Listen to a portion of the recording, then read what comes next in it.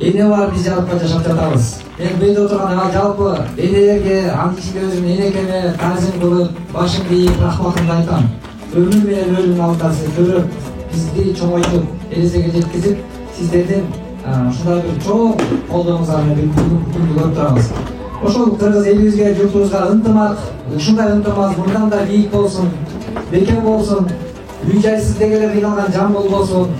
Ушундай кыйынчылыктан таштабастан аракетибизди дагы да кыла беребиз. Кудай буйруса, бүгүнкү күндө азыркы Берик Көжөнүн үйүнөн кийин 38-үйүбүз бүтүп алдында турат.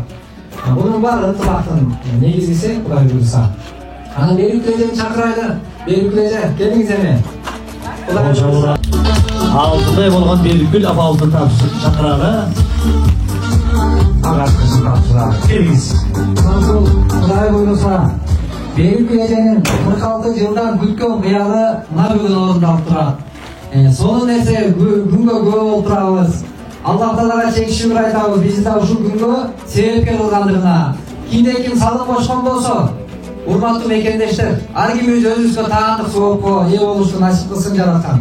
Анан бул ак өргөнүн ачык үчүн Берик Көже жалпы кыргыздын намустуу уул кыздардын атынан биз сиздин ушул ачыкчы тапшырык коюуга уруксат этиңиздер. Күркүлгөн бол жабылар болсун, ак жолдой өргө болсун. Тасманыңыз дайын жашага жайсын. Коттуу өргө болсун. Кол чаап бералы.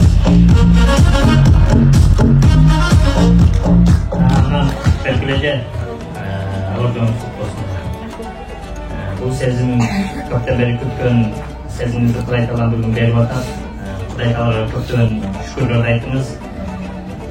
El uşul salın koşup, ne sebepten koşkanını bilesizdi. Bu sebep uşular biraz soğuk alsa eкен деген ümitті. Anan siz buna jay namazda alasыз дағы namazды оқып тұрып, qancha yil salom bo'lgan bo'lsa, бүткүл qirg'iz eline, бүткүл dunyo musulmonlarına dua qilasiz. Sizin duanız qabul bo'ladi. Allah razı olsun. Allah geliniz.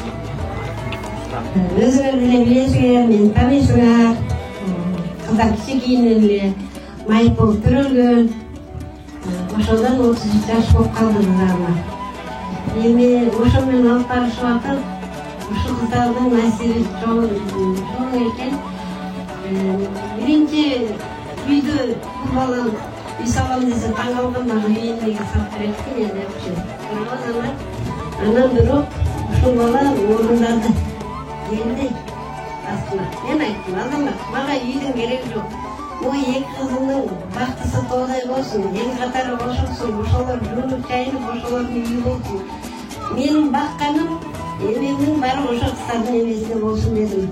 Туугандар, анткени алар эч жака барбаса, эчтеке көрбөсө, анан ошону эме кылганым ушул акыбарга кирип атканыма аябай сүйүнүп турам. Сүйө албай, азамат сага чоң рахмат.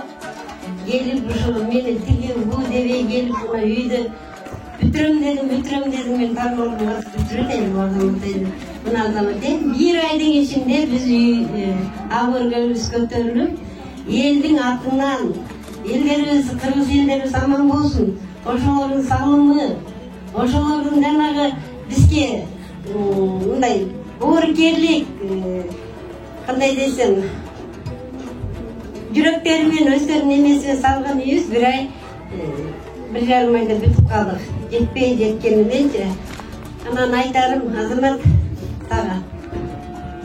Не деп айтам балам, өмүрүң узун болсун. Эки дүйнөдө бактылуу бол балам. Бизге кылсаң, ошонун соогун баары сага тийсин балам. Ошо кыздарымдын кандай жаркыратып, үйүнө жарыкка киришип аткан нересимен сага миң ыраазымын алтыным. Атыбыздан баарыңарга айтарым, самый главный ден соолукта болуп, ушундай кыргыз эр жигиттери, кыздары аман болсун.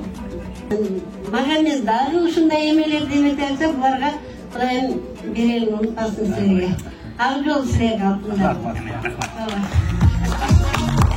Biri mığın alıp berdi, biri taşın alıp geldi, biri sementin çürüttü, biri cıgaçın urup, biri teresizi salat. Mana ki jabıla götürgen çok jegil degen uşun, жалпы ошо кыргыздын анык айкөлдүн урпактарына марттыгына берешеттигине Кудайым ыраазы болсун, амандык болсун, жакшылык болсун. Халкына ак кызмат кылган агаларыбыз, атанын уулдары көп болсун. Эжекелерим дагы сөз сурап атат, албетте куттуктоосун айтып, ак тилегин билдирип койсун. Келиңиз эке.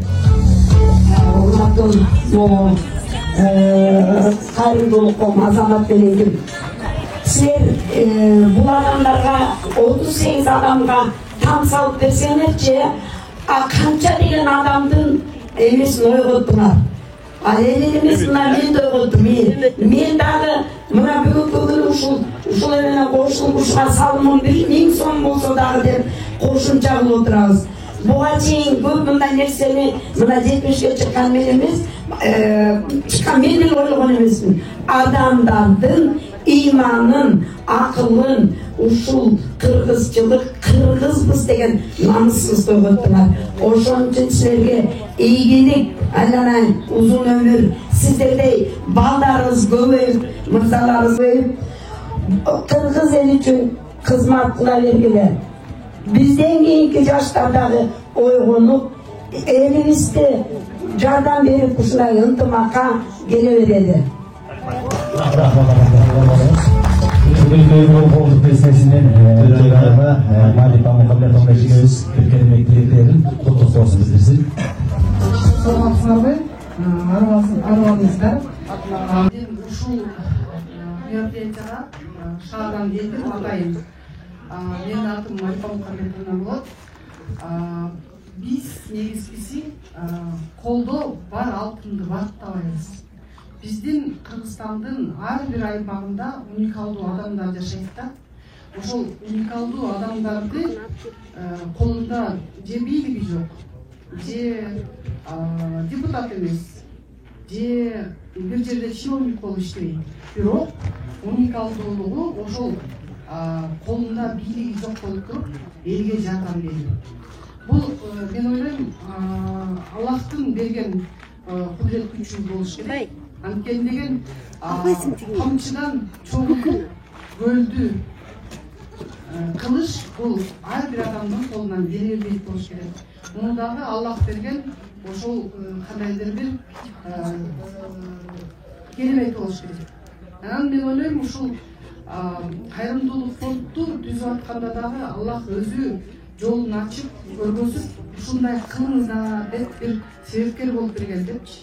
Анан азыр могу ушул жерде сиз айтып атканда элдин баары деле түшүнүп болуш керек, эмне себептен бул фонд пайда болгон депчи. Силер элдин рызкысына пайда болгонсуңар.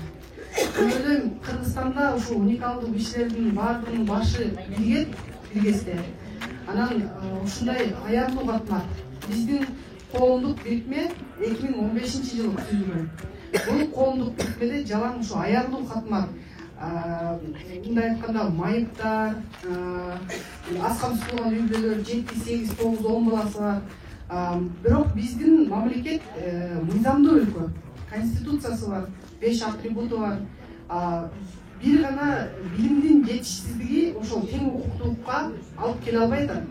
Ошол эгерде билим болсо, баардыгыбызга жетишсе, ошол билимдин негизинде баарыбыз тең бай, бир дагы ошол кедей менен бай деген ажырам болмогон эмес. Мыйзам алдында баардыгы бирдей эмеспи?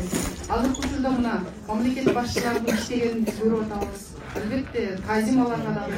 Бирок уникалдуу адамдарга тазим айткан адамдар жок. Мисалы үчүн азамат депутат болсо жарашпайбы? Азамат мисалы үчүн бир кайсы тармактын ээсин тартышка жарабайбы? Жарайт албетте. Бирок бул жөнөкөйлүк жана уникалдуулук менен жашап аткан адам. Мен ушул жерге атайын ошо Бишкектен келдим. Ушул азаматка, ушул азаматтын жааматына терең ыраазычылык билдирейин деп. Анткени мындай айтканда жөнөкөй элдин баардыгы келип туруп сөз айтса бир күн эмес, бир айда жетпейт болуш керек. Анткени биз азыр алып баруучунун дагы кандай толкундануу менен ушундай бир жүрөгү ниети менен сүйүнүч менен сүйлөп атканын биз көрүп атабыз, билип атабыз, сезип атабыз. Ошондуктан ушул элек көйгөй коомдук бирикмеде миңдеген эмес, миллиондогон адамдар бар. Биз коомдук бирикменин мүчөлөрүн ошол ким жардам берсе дагы ошолорго өзүбүз сүйүнгөндөй сүйлөбүз. Бул жерде биздин жамаат бар, мына чүйөлбаш боюнча иштерди алып барат. Индира Маматбековна, Мубарак деген кызыбыз бар, мына операторубуз. Биз силердин дагы мындай айтканда жылдыргычыбыз, мындай айтканда двигателибиз да. Анткени элдин арасында эмне деп айта албаса, биз ошолорду айтып келебиз. Сиздерге тазим, анткени деген биякта эжекебизди үйлүү жайлуу кылган, бул сиз дагы өзүңүз да үйлүү жайлуу болуп сүйүнүп атасыз. Мынау кыстагы мисалы үчүн барктап аткан бул өтө сонун нерсе.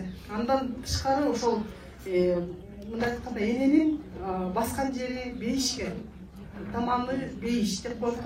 Эненин кыйналып, азап тозокту көтөрүп, ушу балдарды чоңойткон бул өтө оор жумуш. Бирок ошол оор жумушка каражат төлөнүп бербейт экен, айлык алынбайт экен.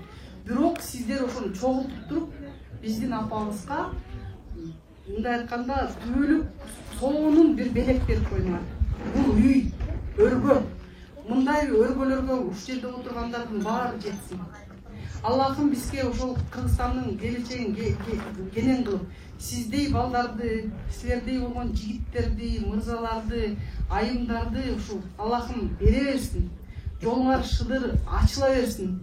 Барлык жерде эч нерседен кем болбогула. Эң самый главный азыркы учурда ден соолукта болула. Ден соолугу жок эч ким эчтекеге неме кыла албайт.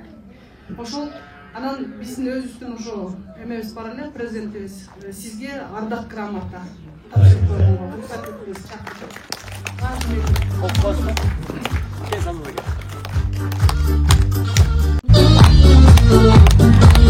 ардак грамота кайрымдуулук фондунун директору Азамат Байматовго элдин колдоосу менен муктаж үй бүлөлөргө үй салуу үчүн ыраазычылык билдирип грамота тапшырып койгонго сиздердин көзүңөрдөн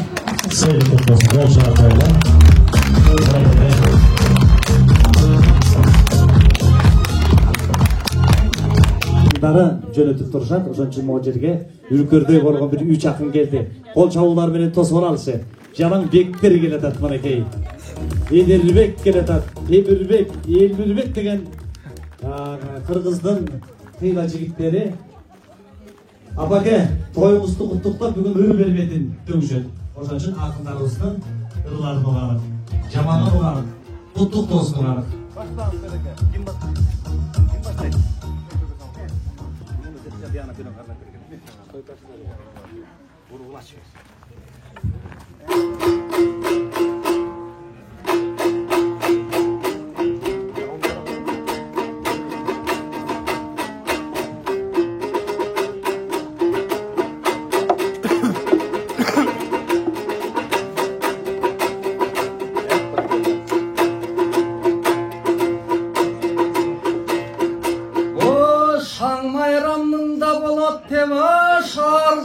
Geldik bastırıp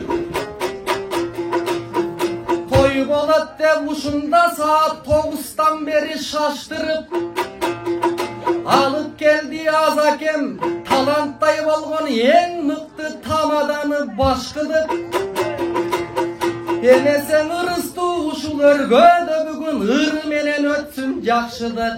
Assalamun aleykum maga tuğan amanda бүгүнкү жакшылыкка чогулган жаамыңа айтам саламды. Кутмандуулар мындагы бергени келген батаңда. Айыл апан жакындар түз салган ак дил санаңды. Куш келдиңер кубантып бүгүн Берик Гүлдөй апамды. Ой Берик Гүлдөй апабыз бүгүн кубанып турган чак экен. Тозгонду жолго таштамас тоодо элдин бак экен. Бүгүнкүдөй жакшылык боло берсин дагы экен. Жараткандан дилеймин Берик Гүлдөй апаның болсунчу деп жан эсен. Ой анда месең агайын туган чогулуп бүгүн келип турган учуру. Жакшы маалай көңүлдү себип турган учуру. Кубанычтын ушул көңүлдү ай Кудайым кут кылсын буйруп ушуну.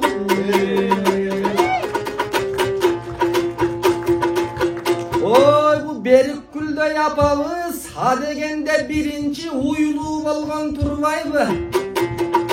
Андан кийин артынан үйлүү болгон турбайбы, ал жагын айтып ырдайлы. Анан ушундай жакшылыкка себепкер азаматтай агамдыз тартпаңыз деймин муңгайга. Ой, сиз кеп айтсаңыз коштоймун, жан дүйнөнү тунутуп жаман ойду кошпоймун. Мен дагы сизден ырымдап бир уялат окшоймун. Анда месең агайын, жалпы карап тургандар, көңүлүн бизге бургандар, Берикгүлдөй апаны кубантып кана бир жолу кол чаппаган бугандай. Болбосо мына карачы, ушундай жакшылыктар көп болуп, төгөрөңөр көп болуп, ынтымактайым бек болуп, кайгынын такыр жок болуп, биримдикте жүрөлү, бир келген ушул өмүрдө кайгырбай өмүр сүрөлү. Болбосо мына эл ичинде жүрбөйбү, жеке жалгыз мен деген жетимге кайыр бербеген, иттен көп байлар жүрүшөт иши болбой эл менен. Ал эми азаматтай көп жалдар көп чыксын кыргыз келгенин, аландыктан агайын бүгүнкү ушул жакшылык ар убактан ушундай боло берсин деп дилейм. Көңүлүңөр өксөрбөй толо берсин деп дилейм. Тымарыктын жерине ушундай жакшы элине ар качандан жараткан рызкысын жайлатсын. Темирбек менен Элмирбек буларда жүрөт элимде, кыргызга кызмат кылалы, алгалап алга жылалы. Берикгүлдөй апабыз, айланайын апаке, ак өргөңүз кут болсун, каалаганыңыз бүт болсун, ушул үйдүн жакканы арча болсун деп дилейм. Наристелери ойногон бакча болсун деп дилейм. Үйүңүз ичи толтура акча болсун деп дилейм. Мына карачы, акыл бакчан аталар, ак жоолукчан апалдар, ар убакта сиздерден жаштарга берчү бата бар, кабыл болсун деп дилейм. Жаштарга берген батаңар кыйналбастан жашоодо кылымаша жашаңар. Жакшылык болуп жеримде, бейбилдик болуп элимде, жакшылыктайым жандасын, рызкысын жайнатып жараткан өзү жалгасын.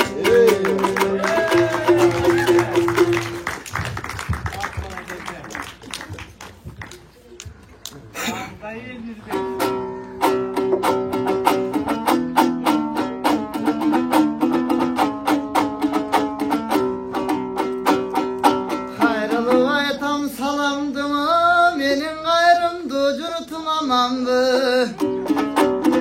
Men aytayın salamdı da merimdi jurtum amandı. Berikgүлдөй apabız agırgölü boldu dep, azamatтай agamdan geçen uktum kavardı. Özgöcü toygonmuşumday özüm gelbey kalampı. Aylanayın tuğandar jalpı jurttun içinde, jakşılıklar köp bolsun, ar ubakta tuğandar tөгөрөгүңөр төп болсун. Кайрымдуу болсоңдулар алардын иштери, ар убак элге төп болсун. Мыктың ишти кылды деп жет облуска сөз болсун.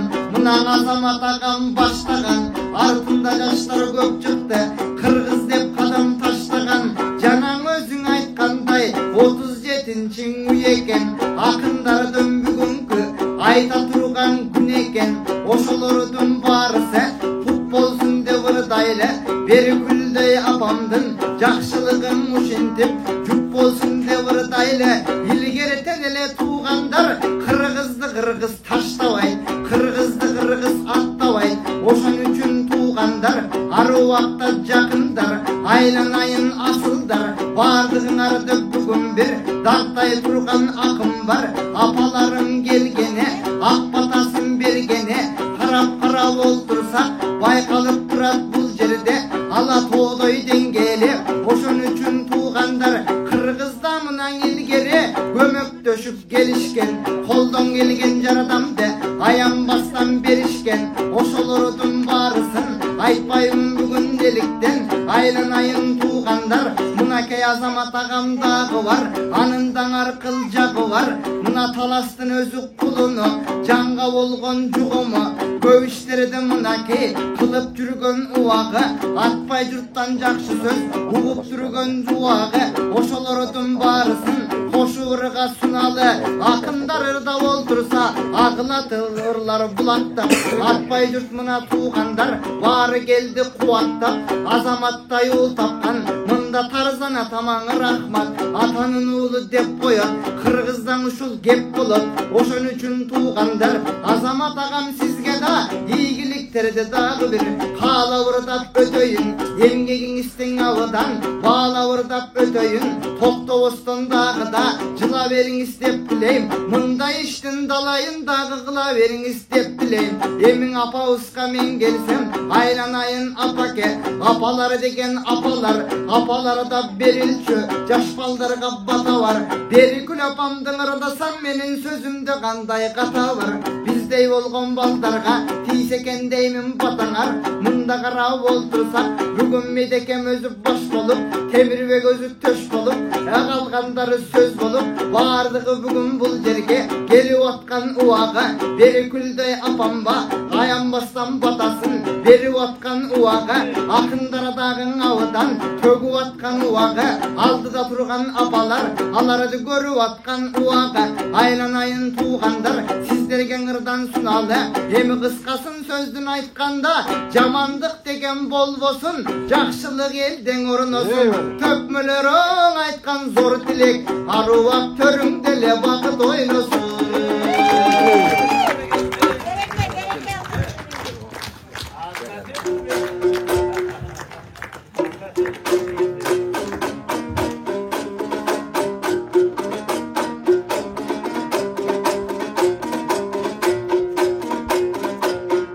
Кайрымдуу болсондубуз халкыма кылып чоң жумуш азырга барың элге билинди азамат агам жетектеп атпайган эмгек сиңирди бүгүн мында карасак чакыртыпсыз биерге медер менен Элмирбек Темирбек дейинеңде акындардын бул жерде атпайган ыры сунулду азамат агам иштери атпайга болду жогомду азамат агам артынан 37 карачы арбын үйлөр королду кандай аял тууду экен ай ушундай азакемдей уулду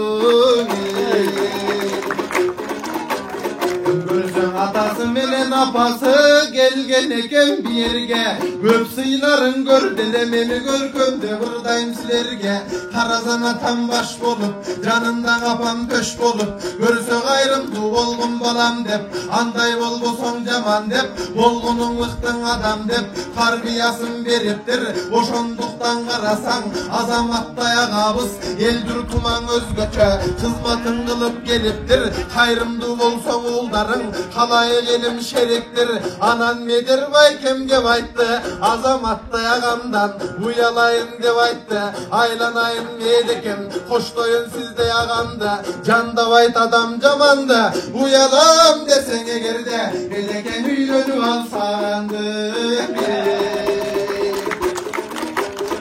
алдады болсун тамашаң акындык кепке жараша акындардын ырынан эл болот экен тараза берди күлдөй апабыз бүгүн кубанычыңды бөлүшөм куттуктап ырдап төгүшөм кумарыктын элине кубанып ырдап көрүшөм анткени ойлоп олтурсаң кумарык деген карачы түтүнмө түтүн эр чыккан түтүндөн чыккан эрлери түмөн жообу тең чыккан айылмаң айыл эр чыккан айылдан чыккан эрлери азар жообу тең чыккан эми бердик күлдөй апабыз 46 жылдык кыялды 46 күндө аткарган азаматтай агам бар ар убакта мактанам эзелтен ушул элдерде азамат эрлер сактаган баардыгыбыз кайрымдуу болуп жүрөлү кайрымсыз деген ат жаман анткени ойлоп олтурсаң эзелтеден кыргызым бириккенде көл болгон чогулганда сел болгон эл журтубуз дайыма эл журтуна дем болгон жарытынаным бөлүшкөн жакшылыкта көрүшкөн жан сырын бирге төгүшкөн улууң эл болгон кыргызым көөдөнүндө пейиле жылууң эл болгон кыргызым дагы да Кудай буйруса ушундай иштер уланып улуу кыргыз кубанып бири бирибизди дайыма колдоп буттап туралы азамат байке буйруса 37 кеп бекен 30 37 ming uy kuralım. Oşondan 37 ming kişi birikip sizi deputatları kılalım. Ağa şeyin buyursa, ağayın Kırgız eline hizmetlığınız sunalım. Özünüzde buyursa, el azamatlarını çıkarıp Kırgız elge hizmetin sine versin deytelim.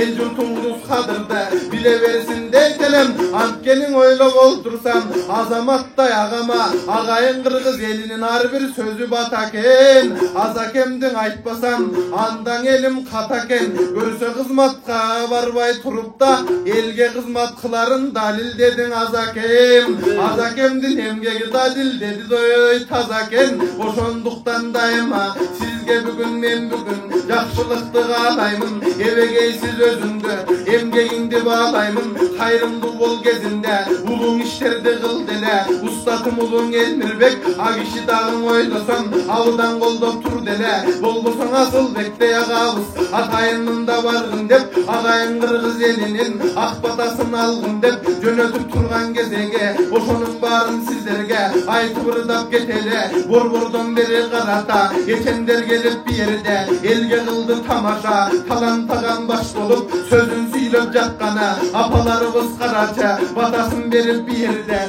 Bulaktın gözünü açkanı ağayın Kırgız elimdin açık bolsun doy asmanı. Jamandık degen bolbosun jaratkan özü koldosun.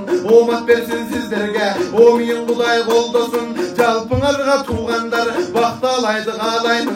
Şatman aydı ağalaymın çokusuna jetele. Çoğulgan bakı talaydın emin oylop oltursan. Azırkı kesten oylasan kıyınçılık ötögöp. Kıyınçılıktın oylasan andan da kıyın emes be. Elge hizmet ötömök bolbosa berdi külde yapabız. Mundaysın o taqdırda götörgön jandar götöröt. Jaratkan Kuday daima den bere versin özüne. Kulak buzurup turunuz akındardın sözüne. Dağda Kuday buyursa bağlavalar özündü. Eliniz geldi bir yerge ergi buradayım silerge. Egnegizgisin gelimiz aman bolsun deytilem. Jakşılardı koldaman zaman bolsun deytilem. Aldını gösteycilganга kadam bolsun deytilem. Elimiz tursan şunday emnege kaygı jeytilem. Antkenin oylop oltursan ağayın Kırgız elimiz ağalamga başkarman. Ayköldük degen oylasan dalışıl Kırgız elden baştalgan. Oşonu da buyursa saktagandan bulolu. Ayköldüktün ağalamga daqtagandan bulolu. Biz eken biz dünyanın bir gelip ketken konoğu. Aytöber jakşılarыбыз köp bolsun. Jakşılardın tübölük jalganda bütböйт jomoğu. Oşondoylardı biz dağı koldogondan bololu. Yemin akındar gelip bir yerge Akbaygaňyrın arnasın. Mederbek Temir Elmirbek menet kılıp sizlerge arıva gırdap sayrasın. Halkыбызın ösüp buyursa ılayım Kırgız elinde bir da hayrımsız adam kalmasın. Ақтаңда якындарыбызга кол чаап коелу. Бар болуңуздар. Баракелде. Кадимки Элмирбек Иманалиев агамдын шакирттери. Акындар үйгө бияка. Үйгө чыккан. Оттуу үйүбүзгө баргей. Assalamu alaikum жалпы жамаат. Мынакей бүгүн баардык ушундай күнгө жеткизген, ушул күндү көрүп атабыз баарыбызды. Жакшы күндү көрүүбүзгө себепчи кылган Аллах Таалага шүгүрлөр мактоолор болсун. Пайгамбарыбызга салаваттар болсун. Мынакей кандай гана күн болуп атат. Ар бир нерсенин артында жакшылык бар дейт. Бул деген эң жакшылык күн. Аллахтын каалоосу менен ушундай күндөрдү көрүп атабыз. Аллахтын өкүмү менен болуп атат. Аллахтын өкүмүсүз бир жалгак жерге түшүп кеткенде бир чамдын кеткен. Мынакей ушунун аркасында себепчи ушул жерде отурат инибиз Азамат Зекет болоюн. Сага чоң рахмат. Жамаатыңа рахмат. Ийгиликтүү үйүң бүлөң менен аман эсен бол. Каякта жүрсөң да аман эсен бол. Жардам колун суна бер. Аркаңда калган мынакей жалпы Кыргыз элиме канча жаштар бар, канча эли журтубуз бар, бардыгынан Аллах разы болсун. Ушундай күндөр көп боло берсин. Ушундай биз дагы тарбия алайлык, баарыбыз тең ушундай акыретибизди топтоп алалык. Бул деген жакшы күндөр экен. Ушул Азаматтай балабызды тарбиялаган ушекте ата-энесине рахмат. Мынакей үй бүлөсүнө. Көп жашаңыздар, аман болуңуздар, бактылуу болуңуздар, бак дөөлөттүү болуңуздар. Балдарыңыздардын сый-урматын көрүп, жалпы эл ичинде аман болуңуздар. Жалпы элибизге, жерибизге тынччылык, аманчылык, топчулук болсун. Мынакей Вера Курал, акыр көңүл кут болсун. Ден соолуңар чың болсун. Калган өмүр жашаңарда Кудайым өмүрүңөргө береке берсин. Эки дүйнөнүн бактылуулугун баардык ушул жерде отурган пенделерге каалайм. Эки дүйнөнүн жакшылыгын каалайм. Баарыбыз тең бейиштик бололук. Акыретте бирге бололук, дагы ушундай жакшылыктар күн көп болсун. Андан кичинекей бир эмебиз бар эле, подаркабыз бар эле. Азаматчы келе койчу келе. Бизде сөз барбы? Бар сөз. Чоң, апа келди. Азамат аке. Кимди чакыртып турайын? Азаматты кече. Азамат агамды мага айтып Жол болсо жол эгеде туугандарыбыздын Бөйрөктө болсо көргөн жакшы. Баракелде. Ошондой жүрөгүбүз муктуйдан болчукабайт маке. Маке. Башына калпак, ары жанында чак калпак. Азамат ага болсо болгон ырашык. кичинекей болсо да үйдүн Азамат агабыздын атасы Таластан келди. Манеки атабызга дагы белек бар экен, кол чапкалы. Манеки ак калпагын кийгизүүдө. Рахмат. Азамат агамдын апасы. Азаматтай уулду төрөгөн Акбешикке бөлгөн апама белек берип жатат. Жана ошондой эле Азамат агамдын устаты, улуу устаты Ражап агабызга дагы мындай белек алып келген экен. Экөөнө коёндой окшош мына укмуштуудай улуттук кийимди алып келген турбайбыз биздин бир туугандарыбыз. Рахмат. Негизи боздай болуп атат. Калпактарга окшош керек кийгизгиле. Азамат ага 51 жылдан мындай сакал койсоңуз да негиз болуп жатат экенсиз. Келди. Түй туған бүтпейт деген ушул бар. Атасы берип бүтпейт деп караш. Белегин берип бүтпейт деп. Тилегин айтып бүтпейт деп. Алтынай келе бу Алтынай дагы Акбай журтка ак кызматын өтөп жүргөн кыздарыбыздын бири. Кимге? Акбашылдыр ак болсу бар экен деп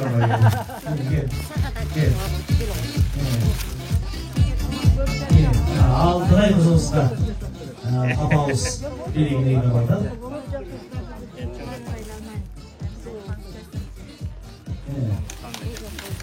Могу жерде дагы кызыбыз бар. Мына Алтынайдын колуна кол болгон, бутуна бут болгон, элдин эзегин билеген Акбайдыкка өтөгөн кыздарыбыздын сыйлоо азыр өтүп атат биздин Алтынай болгон апабыз. Дагы кимди чакырып берейин?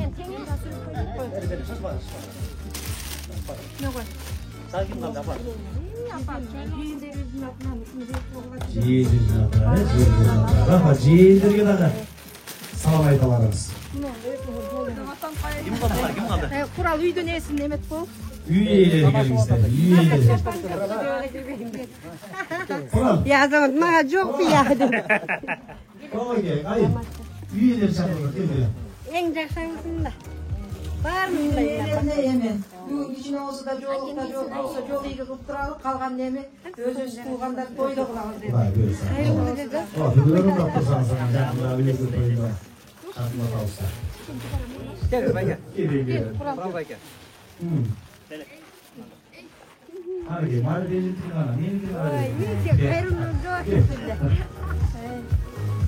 Süreçlikte çarşafı sürekli tanıdıklarına rahmat götürenler, rahmat. İlerleyen doğanlarda adı ciğindir gibi rahmat. Rahmat. Annen de çapandı oldu mu? Koşular çakıp bari mi? Kut olsun. Kut olsun. Rahmat. Kut olsun. Rahmat. Pardon. Саламатсыздарбы эл журт, бүгүн мына Кумарыкта чоң майрам болуп атат. Дайыр жолу белгилеп койдуңар, Кумарыктын эле кыйын экениңерди. Себеби моундай Азаматтай уулуусу таап, монтип жагы өргөнү көтөртүп, анан апапак жолду салынып, көйкөлүп берип кызыбыз турат бу жерде. Ошо ак өргөнүңүз кут болсун, чамгарагы бийик болсун. Азаматтай уулду деп ардактуу меймандар катылгандыктан ошол уулунун жакшылыгына күбө болуп тиги Эрмановдун элинен кадимки Тарас жеринен келген Азамат агамдын атасы апасыбыз биздин катарда атакер манакей ушул жерде отурат. Мен көлө эле отуруп турайын, айланайын багам. Апаларга сөз берди, ошо апаларга сөз берди. Азамат агамды төрөгөн Акбешикке бөлгөн Токтөбү багакен манакей тойго келип сүйүнүч кубанычта отурган десе, тилегиңизди айтып коюңуздар экен.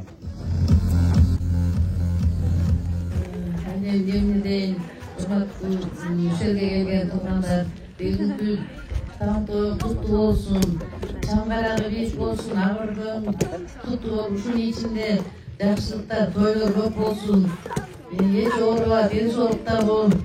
Ушу кыздардын, балдардын жакшылыгын көрүп, ушу азаматтын биз ушу азамат менен сыймыктан кичинекейинен эле ушундай болчу. Кичинекей кезинен эле сумкаларын жеткизишип эле бир көчөдө кетип анан машинага багып көргөн жеткирип, ай эмнеге жеткиштиң деп батасын алайын деп келдим деп эле. Кичинекейинен ушундай эле уже. Агылайын чыгып, балама ден соолук, узун өмүр каалайын, эч убакта жаман көрбөсүн, өмүрлүү болсун, үй бүлөсү менен аман болсун. Анан ушул жерге келген талант силерге да рахмат каалайм. Атнай сага да рахмат. Баарыңарга кааладым жакшылык, эч жамандык көрбөгүлө, баарыңар үй бүлөңөр менен бактылуу болгула, өмүрлүү болгула. Рахмат, айтқаныңыз келсін. Апамдарға ой болған келді, телегіне қара. Мен өзімді таныстырып кетейін. Кутманды ушуар күнүңөр менен урматтуу Кумарык айылынын тургундары жана ушул бүтүндөй кыргыз элинин ушундай бир кайрымдуулук фондко биздин азамат балабыздын ишин колдоп келген конокторго ыраазы болобуз. Мен азаматтын жеңеси болом. Бүтүндөй биздин жомарыгына талас эли эмес, бүтүндөй кыргыз эли сыймыктана турган уулду бизге берген Аллага чексиз шүгүрлөр болсун. Азамат балабыздын атагы бүтүндөй алыска Кыргызстанга кетип келгенине биз Кудайга чексиз шүгүрлөр сыймыктанабыз азамат балабыз менен. Анан ушул азаматтын жакшы иштерин дайыма колдойбуз. Бирок жакшылык шарапаты деген бар азаматтын аркасы менен ушундай көп тойлорго, көп жерлерге күлө болдук. Анан ушундай бүтүндөй кыргыз элине кызмат кылган кыргыз элинин эрке баласы талант менен бул жерде насиптеш болду. Ушундай көп жакшылыктарда жүрүп атабыз. Кудай кут кылсын. Кумарык айылында бүгүн аябай жакшы күн болуп атат. Себеби дегенде ушул айылга бир сонун үй салынып, сонун там салынып, ушунчалык кубаныч, бул ушу бүтүндөй айылдын кубанычы болуп атат. Себеби дегенде Кудайдын сүйгөн пендеси ушундай жакшынакай кыздарга жакшынакай жаркыраган үйдү салып бергенде үйүңөр куттуу болсун, тамдар куттуу болсун, ак жолдой там болуп ушул тамдын ичинде дайыма тойлор болсун. Ал эми биздин азаматыбыз болсун ушинтип дайыма элди сыймыктандырган, кыргыз элине кызмат кылган, биздин эле уул эмес, жалпы кыргыз элинин уулу болуп азаматыбызга Кудайым бекем ден соолук, узун өмүр берсин. Үй бүлөсү менен бактылуу болсун. Азамат өзү эмес, ушул жакшы иштерге балдарын да кошуп тарбиялап атат. Келинчек балдарын да кошуп, баягы баатыр кылган, баатыр жакшы, хан жакшы деп коет, баатырды баатыр кылган аябай келинчеги дагы ушул ишке аябай азаматка дем кошуп, кошо колдоп жүрүп атат. Жакшы бата толтурус дейт. Ушул баттардан тийсин азаматыбызга. Бүтүндөй кыргыз эли баарыңар бата бергиле балама. Ушинтип Кудайдын соолук берип, кыргыз эли үчүн көп кызмат кыла берсин. Алтынай сага дагы талант сага рахмат айналайын. Айылдаштар кетсин жүргүлө. Элдин улуңуздарысыңар. Рахмат. Ол жабыр, дүргү ол жабыр болсын Аллаңызға. Баракелде. Халқынан аталып, халқына ақ қызматын өтіп келе жатқан бір сыйлықты қыздарымыз келді. Кумарыктың биринчи жолы Бейман қызымыз Алтынайға сөз береді. Assalamualaikum, бүгін өте соңғы күн той майдан бізде. Чын жүректің апау, чын жүректің ақтөбеңіз құт болсын. Азамат байке, Аллахым разы болсын, сізде адамдар көп болсын. Қайырымдылық бол, фонд чоғу өніктіріп, чоғу өстірек, бірге. Барлық несі Аллахтың бұйрығы менен, Аллахтың разышылығы үшін. Чынап айтқанда, Азамат байке дағы мен дағы бір тамаққа жүрөз да, оңой емес чын айтқанда. Анткени биз түрү жанбыз, барын кабыл алып, через сердце пропускать етіп жардам беребиз да. Анан бул нерсенин дагы өзүнүн эмеси бар. Мен, например, балам тоже мүмкүнчүлүгү чектелген болуп көрүнүн да. Апамды жакшы түшүнөм. Анткени өзүнүн башынан өттү. Ошон үчүн оң колумду сунуп башка муктаж адамдарга жардам берип баштады. Апа, негизи мүмкүнчүлүгү чектелген балдарчы Аллах тааланын берген мындай өзгөчө мындай эмес болот да, пендеси болот. Анан сиз буюрса бешикке түшөсүңүз. Вообще ойлонбоңуз, апа. Сизде бир эмес, эки бала. Элестеткилер кандай жолуңузду ачып берет, колуңуздан тартып кетет, эшигин ачып берет. Бул дүйнөдө биз түбөлүктө эмеспиз. Барып турган жерибиз баарыбызга 2 метр. Сиз эңиңизге, белиңиз келген экен, жөнөкөй экенсиңиз, адамгерчиликтүү экенсиңиз. Ошон үчүн ушунча адам келип сизди колдоп, караңыздарчы, батасын дубасын берип атат. Барлык баталар доо кабыл болсун. Мен да сизди өзгөчө түшүнөм. Мен да балам мүмкүнчүлүгү чектелген.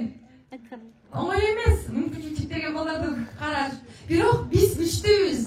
Бизди тура түшүнгүлө. Бизди колдогула. Биз аябай өтүп кеттим. Мен Кыргызстанда төрөлүп, Кыргыздын кызылыгына сыймыктанам. Өмүр бою жан дилим менен, чын жүрөгүм менен кызмат кылганга даярмын. Жакшылыктарды жашайчы, жамандык мындай жакшылык кылбасыктарга жамандык кылбайлык, анткени деген жаман сөз кылбайлык. Ооба. Сыйлашалы, ууларды урматтап, кичилерди эме кылып, урматтап. Жаштар бар болсо, ата-энебизди тирүү кезинде сыйлап урматтап алайыкчы, умрага апарып алайыкчы, бутун жууп алайыкчы, ушунчалык тазим кылып алайыкчы, кийин өкүнбөгөндөй болоюкчу. Урматтуу кыз элим, бизге бул мындай айтканда бул жашоодо мен түшүндүм, көптөн нерсе керек жок экен. Ден соолук жана көңүл экен. Ден соолукта барыңыздачы, өмүрүңүздөр узун болсунчу, көңүлүңүздөрдү эч ким оорутпасынчы, жүрөктөрү жумшасынчы, боорукер болоюкчу, урматтуу кыз элим. Чын ушунчалык өзүм эмнени кааласам, сиздерге да ушуну каалайм. Аябай жакшы көрөм. Кыргызстанда төрөлгөнгө дагы бир жолу сыймыктанам. Азамат байкем Аллахым дагы бир жолу разы болсун, көп жашасын. Азамат байкемден үлгү алайлык. Биз дагы колубуздан келишинче жардам берели. Ичиси тарлык кылбайлык, көрө албастык кылбайлык. Азыр алакабызды мыйдыпты жайып туруп, ушул апама сонун бата дуасы берели. Керек жок, О Алла, эки дүйнө бактылуу бололук, бешикке түшөлүк. Жашканыбыз жашылык болсун. Бир гана Аллах тааланга муктаж болойлук. Азаматтай байкелер көп болсун. Чын жүрөктөн баарыбызга узун өмүр. Ден соолуктан башка эчтеке деле керек жок бул дүйнөдөчү. Жашайсың, многого не надо. Акча келет, кетет. Жалпы кыргыз элиме дуа берейик. Өнүгөйүк, өзөйүк. Тынчтык болсун. Өзүңүздөр көрүп атасыздар, Палестинада эмне болуп атат, Кудайга шүгүр. Байлап бүттү, бирок бизге ал чоң үлгү болуш керек да. Биз Кудайга шүгүр дешибиз керек. Өзүбүздүн родинабыз бар, өзүбүздүн суубуз, өзүбүздүн желегибиз бар. Биздин эки Кудышевич менен Саты Нуркулевич менен көбүрөөк дуалар керек. Анткени биз өнүгүп өсүп атабыз, Амин. Аллах жол разы болсун. Рахмат, кызыбызга карашып билдирели. Рахмат. Шашпайырдайбыз. Азыр социалдык коргоонун башчысы Нургүл айым баштаган биздин өкүлдөр келип отурат, мынакей эрежебиз бар. Саламатсыздарбы, урматтуу Кумар айылынын тургундары. Бүгүн канча ушул күндү күтүп жүрдүңүз эле. Былтыр эле келди, мына буюрса болгон жатат деп аябай өзүңүзгө чоң үмүттөрдү коюп жатасыздар. Ошол үмүт аткарылып, атпосоңосун аттап, азыр айылдын улуу аксакалдарды чакырып бата алып жатырсыздар. Ошол бата кур аякыбыз аяк ичинде бар аяк менен бата алып жатасыз. Ошол аяк батанын тийсин үйлөрүбүз. Нурзат сиздин жаныңызда ушинтип жаркылдап эле жүрө берсин. Ооба, Кудай Таала сүйүп берген балдарыбыздардан ошол балдарыбыздардын канча дагы ушул жашоодо өмүрү баштаган болсо, ушул жанында бекем болуп, сиз бар болуңуз, сиздин биз жакшы тааныган уулуңуз бар болсун, келиниңиз бар болсун, ынтымакта болуп, ыйлабай, жадырап, жып жайнап, жашоонун бакубатын көрүп жашаңыздар. Ал эми өкмөт тарабынан да кыздарга дайыма буга чейин узатып жүргөн колубузду сунуп, дайыма сиз менен калбаштабага аракет кылабыз. Биздин кичине белектерди бияка таштап койдук. Анан азыр уруксат болсо, биз коллектив менен чогуу келгенбиз. Келип кетели, ушул апанын көңүлүнө жылуу сөз болсо да кубанычын бөлүшөлү деп уруксат болсо биз. Рахмат, Расыл билдиребиз.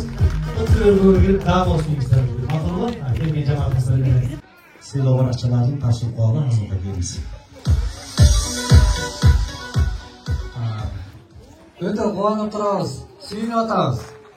Анткени бүгүн курсак күн эмес, көгүзүн тойгондо кубандырып атат, Кудай буйрса.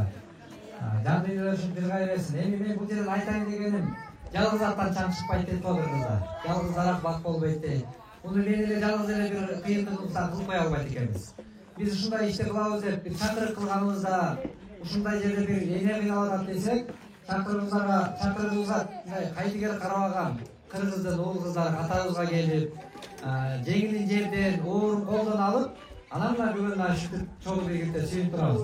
Мен бул жерге ыраазычылыкты катарында ушул калк ичинде кыйналган жандарга кол сунгандыгы үчүн, ушул жерде жеке ишкерлер бар, анын катарында биздин Алыбеков Мурдуз деген агабыз бар. Атайын ошону анткени үлгү болуш керек кийинки жаштарга келип. Анткени бул үй ушул жердеги строй эмелерге материалдарга чоң кол сунуу менен.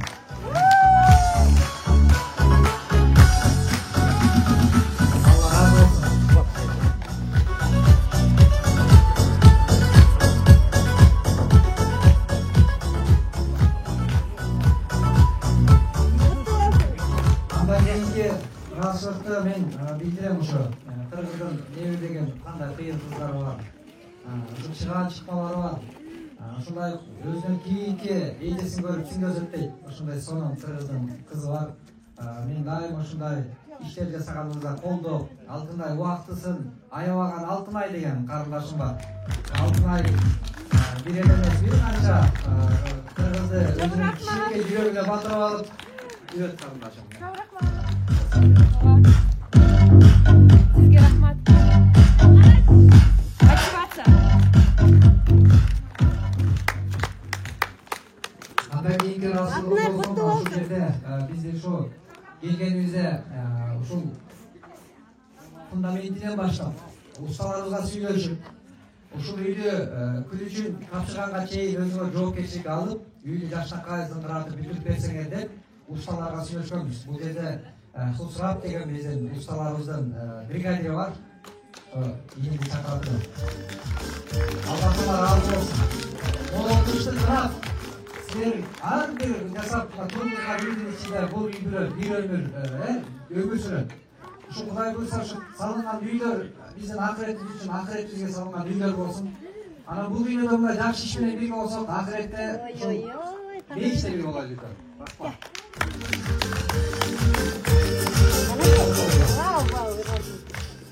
Анан биз бул үйдү салууда дайыма баягы материалдарды биз курулуш магазиндеринен алабыз да. Алып атканда өздөрү биз айтпасак деле өздөрү таанып, билип калып, силер да Карабалтага келип бияктан үй баштап атасыңарбы деп өздөрү сурап, анан бери Карабалтада сиздердин ушундай элита деген курулуш дүкөнү бар турбайбы? Мына ошол жерде Самат деген уулуңуздар иштейт экен. Анан Самат деген жигит, эгер силер ушундай үй салып атсаңар, биз кантип үстүнө үстөп кошуп сатабыз. Биз муну скидка менен беребиз деп, анан материалдарды скидкалап берип, анан мына ушинтип бүтүп отурабыз. Анан бул Самат келе албай калды. Анан эл алдында мен ушундай Саматтай болгон, деги эле ушундай курулуш магазиндерин мен чакырып кылат элем. Ушундай биз эле эмес, деги эле бир кайсы жерде ушундай үй салынайын десе, колуңуздардан келишинче колдоп коюңуздар. Себеби колдоонун аркасын көбүс менен көрүп турабыз.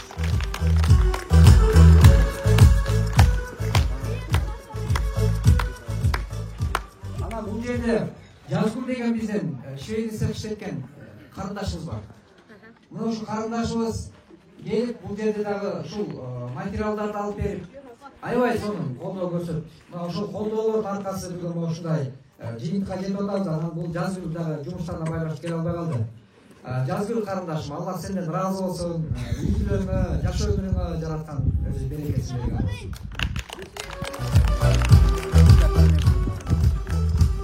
Анан бул жерде маалыматтык колдоого да алып, ушул келип анагы маалыматтык колдоо көрсөткөн ошол кыргыздын бир кызы бар, Гүлназ Каныбек кызы деген. Ушул карындашыбызга да терең ыраазычылык. Ада келет болчу, келе албай калды. Анткени Карабалтага шаардын ичинде болсо жетишип келет эле жумуштарга байланыштуу деп шарттарын айтты. Анан эми берекележе ушул Кудай буйрса бүгүн ушунча эркелеп мына тууган уруңуз, жан дүйнөңүзгө жакын адамдар, сизди жүрөгүнөн аяган адамдар келип атат. Ушулардын баарын берген батасы сиз үчүн кабыл болсун. Ушул үйдүн ичиндечи мына буга чейин кичине бир кыйынчылык, мындай шарттуу болбой турган болсо, мына бүгүндөн кийин сиздер толук шарты бар. Жаштакай болана берип кележеге келип анан сүйлөшөт, бул могу бер жагын кошподукпу? Анан жана эки карындашыбызды өзү дагы кичине мындай жуунтканда кыйналбаш үчүн шарттуу болсун. Ушуну мен өзүм апама кандай кааласам ошону каалаганга аракеттенди. Эжекемди аяп, Кудай болсо берип кележе.